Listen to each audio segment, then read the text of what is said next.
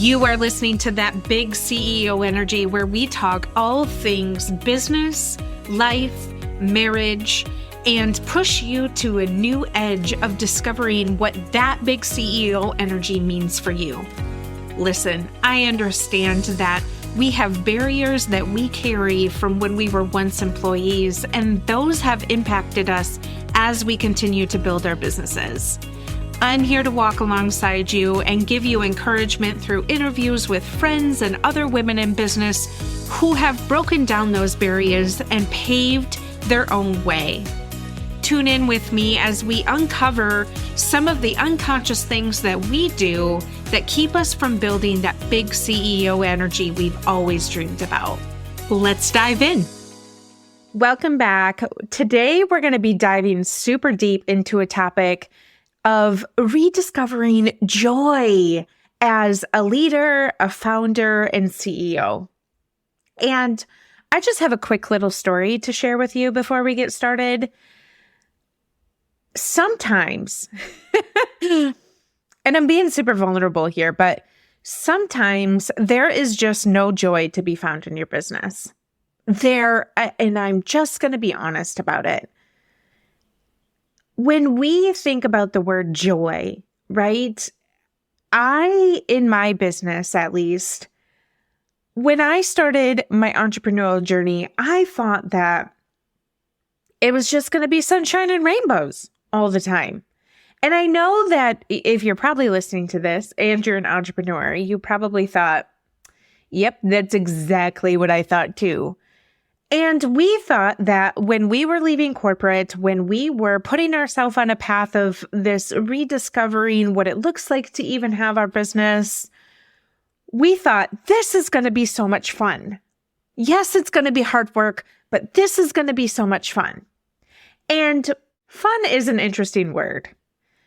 I think of fun in terms of when we were kids, right? And we would be out all day riding our bikes. And if you really stop and think about it, when you're a kid and you are exerting your body well past whatever its capabilities are, you don't even think about it. Yes, you're sore, but you just get up the next day and you're moving and grooving.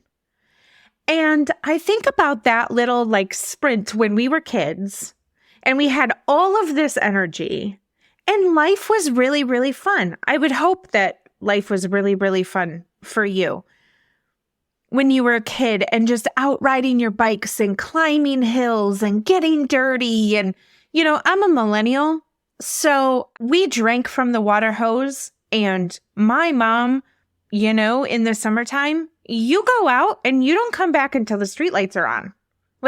We come home for lunch, maybe, or we eat at Susie's house because her mom is making lunch and you're there. So you call your mom and you say, hey, I'm not going to come home for lunch today because Susie's mom is making mac and cheese. And she said that I could have some, right? We had fun. And that is the same type of spirit that when I was getting ready to leave corporate, I was like, oh my gosh, this is going to be so much fun. And the reason why it's going to be so much fun is because I can play all day and I can do the things that actually I want to do. And so I started using the word fun. But what I realized is that fun doesn't last. Fun doesn't get you through the hard times. Fun doesn't show up when you are just having a really, really struggling piece of your business that you can't figure out and you feel alone and you feel isolated. There's no fun in that. But what I found is that if I could find pieces of joy, joy in and of itself is, by definition, a feeling of great pleasure and happiness. So while there was this time in my business that I wasn't having fun, I really wasn't. I was just getting up and going through the motions. I wasn't having any creative spark, and it really felt daunting. And to be honest, it felt like, why am I doing this and hustling so hard for this when I could just show up in an office somewhere, right? I know how to do that. I know how to put on a suit coat. I know how to walk into a boardroom. I know how to use my voice in a boardroom. Like I have built years of this, right? That is the easiest thing that I could do. And I still would not be having fun. So my thought was, why don't I just get rid of my business, go back to corporate, and I still won't have fun? But you know what I wouldn't have joy either. Because joy is this lasting thing of like feeling great pleasure of your business and feeling great pleasure and happiness, even in the midst of the hard stuff. And what I was missing was this piece of joy.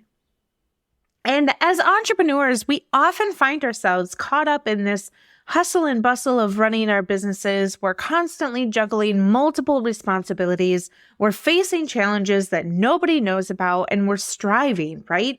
We are striving. But amidst the chaos, it's really, really easy to lose sight of the crucial element of joy. And so today I want to explore why it's essential for sustainable leadership within your business, within your team, and how we can kind of really reignite the spark even in the midst of when stuff is just going wrong and you feel like you could possibly be failing. First, I want us to understand why joy even matters. Why is this joy feeling something that we need to be desiring? And joy isn't just this fleeting emotion, right? It's this powerful force that fuels your creativity. And it not only fuels your creativity, but it fuels your resilience that's in there and your connection within yourself and within the team that you have. But research actually shows that joyful leaders are more effective, right? We're more motivating. And so when you have joy, even in the midst of chaos, it leads to these higher levels of engagement and productivity, not just from yourself, but from the people that are helping you in your business. And so when we prioritize joy, we often create a positive work culture that fosters the innovation and growth that you continually need to have as a business owner. And so when we start to think about how we can rediscover what joy is, both as a leader, right, as a founder and a CEO in your business, it means that we need to begin with self-reflection and really that introspective thought of what is my passion, my value, and my purpose, right? Those three things are the driving forces behind our entrepreneurial journey. Those are the three things that when we come back to and we align ourselves to and say, what is my passion? Why am I doing this? What are the values that sit behind that? And then what is the purpose that gets funneled out so that my business is successful? But we can only do that when we start to align kind of what our actions are and what truly, truly brings us joy. And we can, right? Giving us permission, we can infuse our work with meaning and fulfillment. That's why we left corporate. That's why we decided that we were not going to walk into an office anymore unless it was our own. Because we found something that is worth meaning in us and worth being fulfilled. And additionally, it's really essential to cultivate a mindset of gratitude and just having presence. Finding joy in the simple moments and successes along the way is really the catalyst that continues to fuel this joy feeling. And yes, there are going to be times when you just feel super defeated. But what's the joy in that? Can you find the joy in that? I think back to when I ran this 3-day challenge, and it was a mess.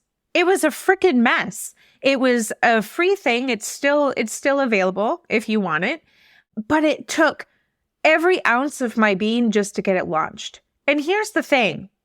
I've been doing the same thing for clients.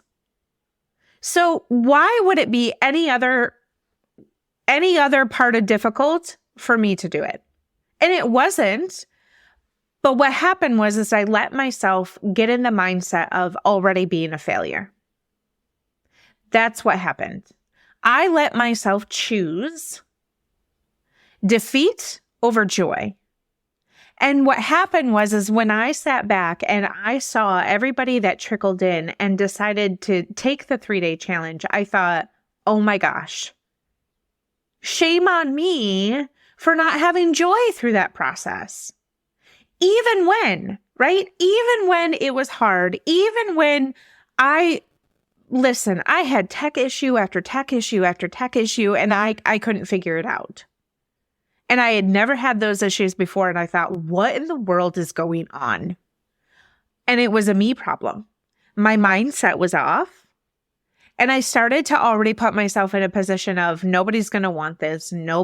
This isn't valuable, right? All of the imposter syndrome things. Who are you to put something out like that? And it robbed me from my joy. Because the second that I launched it and I saw people trickle in, I thought, shame on you for thinking that this was already going to be something that was defeated. And you didn't get to experience any joy in this because you let yourself think that you were less than. And there was a lot of shame really built around that. And so sometimes there is a little bit of shame when we're trying to get to the process of being joyful, right? We got to work through that.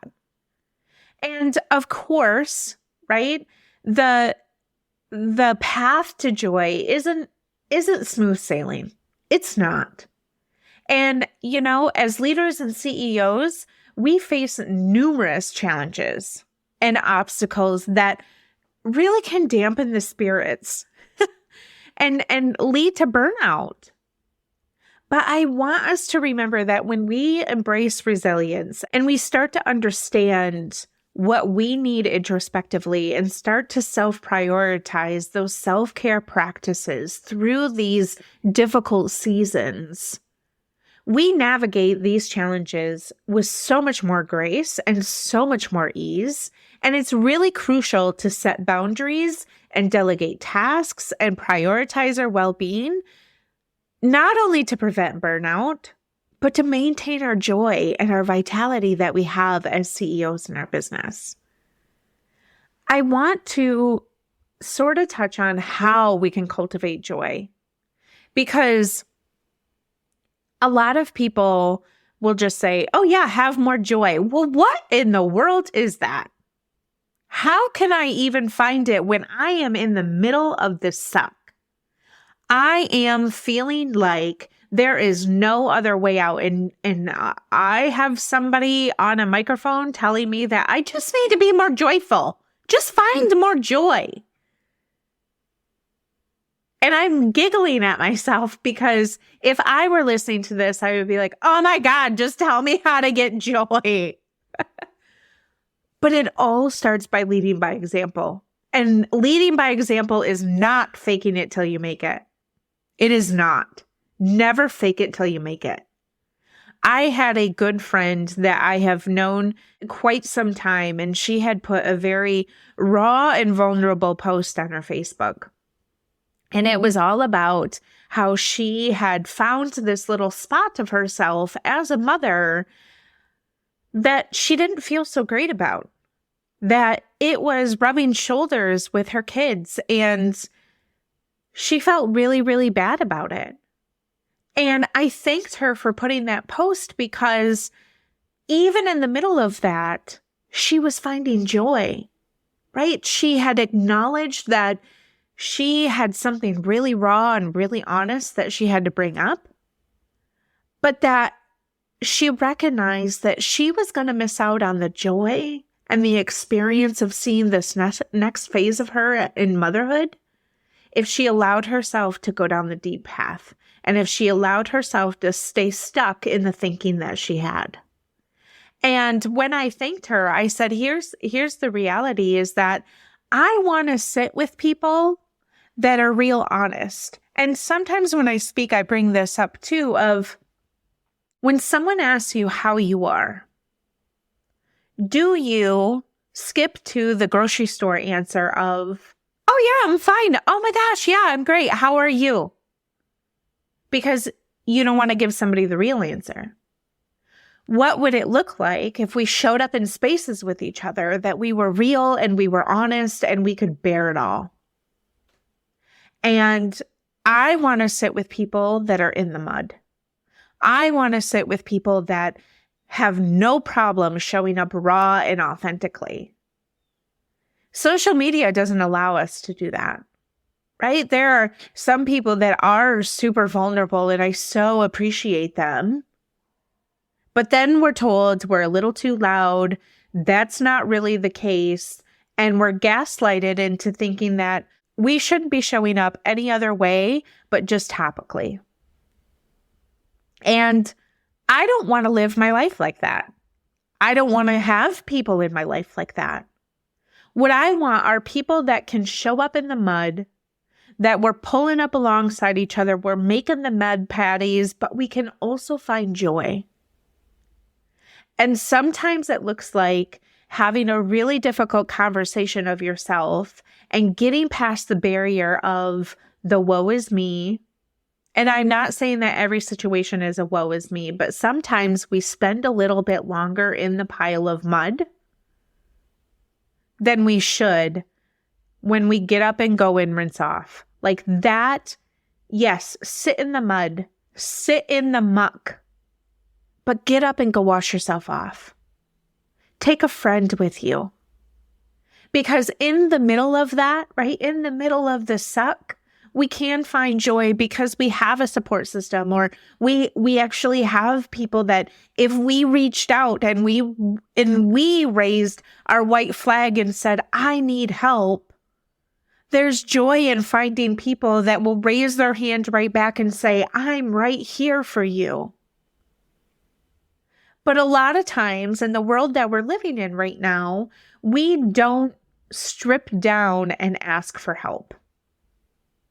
And when we start to lead by example, right? When we start to show up with our onion layers that are bared, and when somebody just asks us, hi, how are you? And we can look at them and say, you know, I'm not real great today, but I'm finding joy in just seeing your face. Thanks for asking me how I am. Whether or not that person is just a calculated person, you know, sometimes that's just our natural instinct of when we greet somebody, especially here in the States, when we greet somebody, it's, hi, how are you? And most of the time it is genuine, right? Most of the time it is, but we also have to recognize that it's an auto response. So when we are being asked, when we are the individual that's being asked, hi, how are you? We can choose, if we are leading by example, we can choose, we don't have to trauma dump, but we can show up and say, you know, I'm not doing super great today, but thanks for thinking of me and asking. That brings me joy. You bring me joy today. Can we do that? Can we lead by that example? Because that embodies authenticity.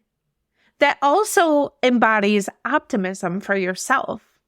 Because when you show up in spaces and you start to be raw and honest and say, you know, I'm just not that great right now, but I'm finding joy. Because in this moment, you chose to ask me how I am. And I'm going to choose to respond authentically. Compassion in our interactions with each other is huge. But when we foster a culture of joy and celebration, we really empower other people to do the same thing. and to thrive in that space and to really reach out and understand what their full potential is when they start to seek joy. Joy is contagious, y'all. Joy is something that when we embrace it ourselves, we naturally inspire other people to do the same. I've been told multiple times in my life, and I don't understand because I'm just a normal person. I have been told multiple times how much joy people have by being around me. And again, I don't understand it. I thank them for sharing that. And I just had somebody recently, I had gone to a conference and he said, God is real patient with you. I can feel that. And I just feel like you have a really kind heart. And I started to cry because that's all that I've wanted people to understand about me, is that I'm actually a really kind person. And I'm crying now about it because it brings me joy that I show up differently, right? So they want to show up differently. I feel like I cry every dang episode, y'all. If you are a crier, just cry with me. It's okay. But as we wrap up today's episode, I want to encourage you to reflect on your own journey as you're in your business and really understand, am I chasing the fun factor, which is fleeting?